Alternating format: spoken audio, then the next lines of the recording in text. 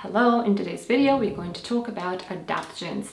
Even though this term is fairly new, only around 70 years old, adaptogenic herbs have been used in Ayurveda and traditional Chinese medicine for thousands of years. In order to be classified as an adaptogen, a herb must be safe, it must reduce your body's stress response, and it must help bring your body back into balance. They will not overstimulate or drain your energy like caffeine, but instead they will give you a lot of steady energy and stamina and strength. So as you can imagine, they're really great for those with weakened adrenals and for those who are dealing with a lot of stress in their life. And that's really the reason why I decided to include this topic in the adrenal series.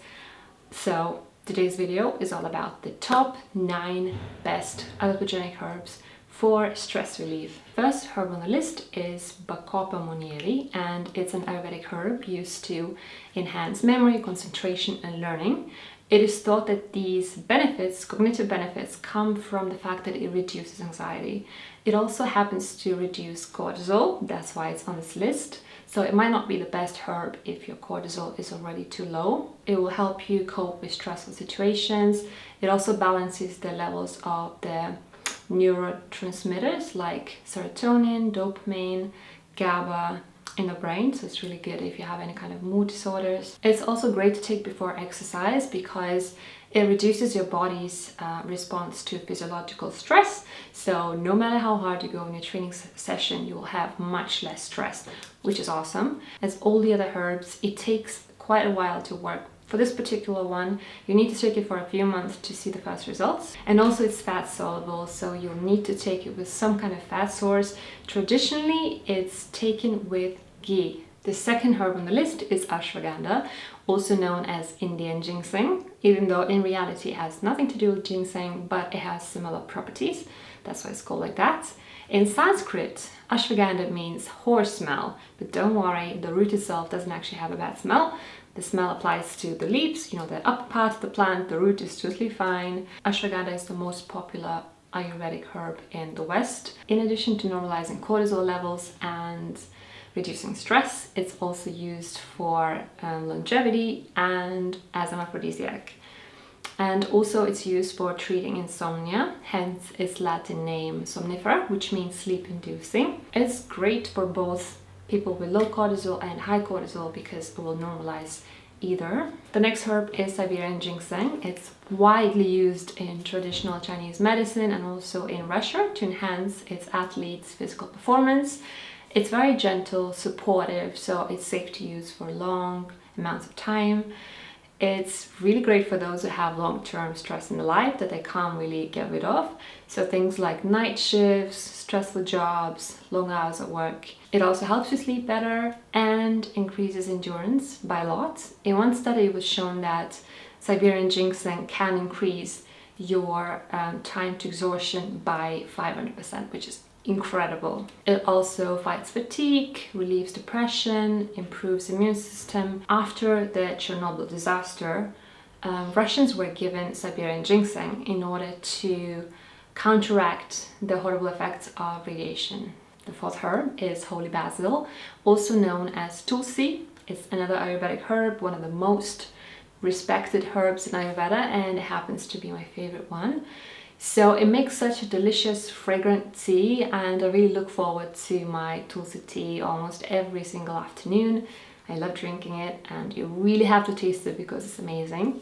In Sanskrit, Tulsi means the incomparable one, and that really illustrates how important and how respected this herb is in the ancient Ayurveda. It's very good at reducing fatigue, but without any kind of stimulating features like ginseng.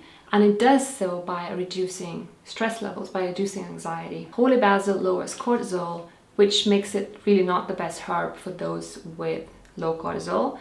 But for those with high cortisol, it's probably the most effective remedy out of all. Next herb is Maca, also known as Peruvian ginseng.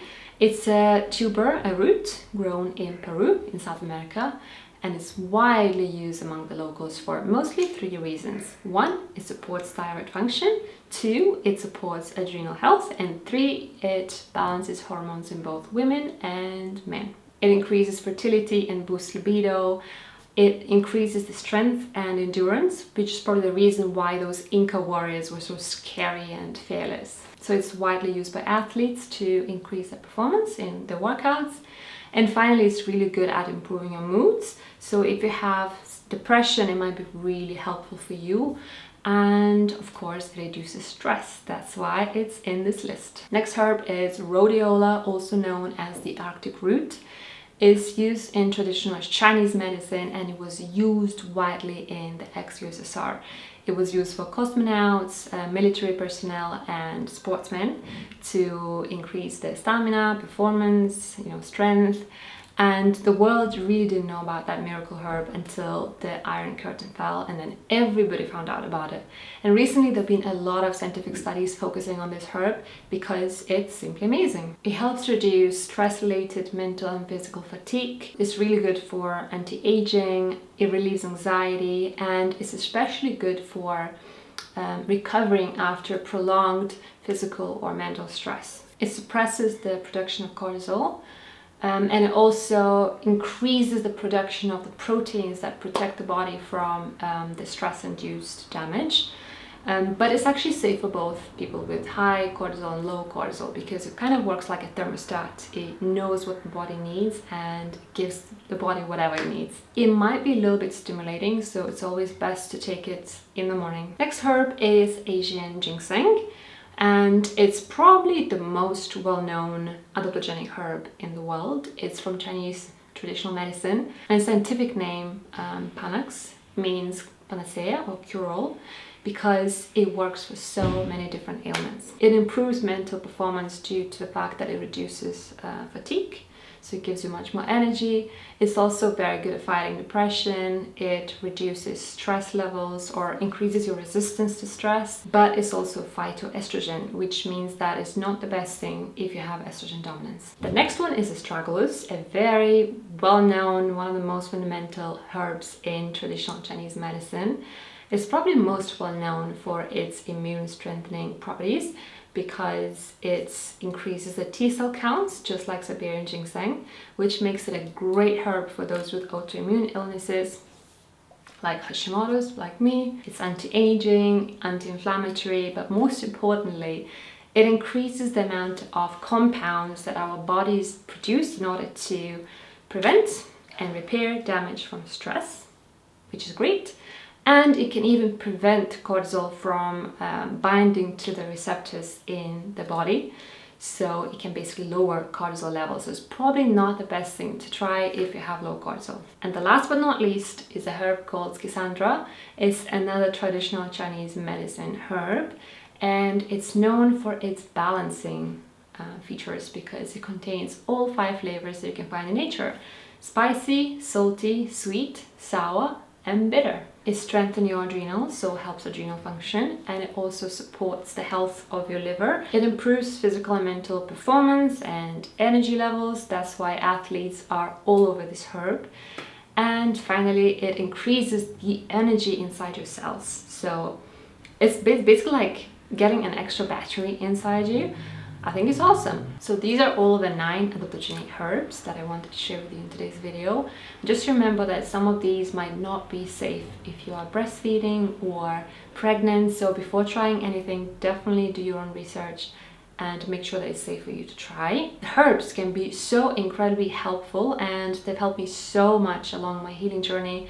So I hope that you enjoyed learning about them from me today. There's only one video remaining now in the Adrenal Health series, so keep an eye out for that. It's going to be about the curious link between estrogen dominance, high histamine, and high cortisol. So keep an eye out for that, and I'll see you in the next one. Bye!